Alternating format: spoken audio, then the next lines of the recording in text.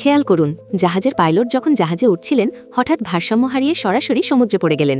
আবার দেখুন, এই পাইলটটি যখন সিঁড়ি বেয়ে উঠছিলেন তখন ঢেউ ছিল খুব বড় আর দুইটি জাহাজ ছিল খুব কাছাকাছি। তিনি সিঁড়িতে উঠতেই দুই জাহাজের মাঝে চাপে পড়ে যান, ফলে তার ডান পা গুরুতরভাবে আহত হয়। এটি হলো জাহাজে ওঠার সবচেয়ে বিপজ্জনক মুহূর্ত এবং এমন দুর্ঘটনা আসলে খুবই সাধারণ। অনেকেই হয়তো জানেন না, পাইলটরা মূলত জাহাজকে নিরাপদে বন্দর প্রবেশ ও প্রস্থান করতে সাহায্য করেন। কিন্তু প্রশ্ন হলো, কেন ঠিক এই পদ্ধতিতেই জাহাজে উঠতে হয়?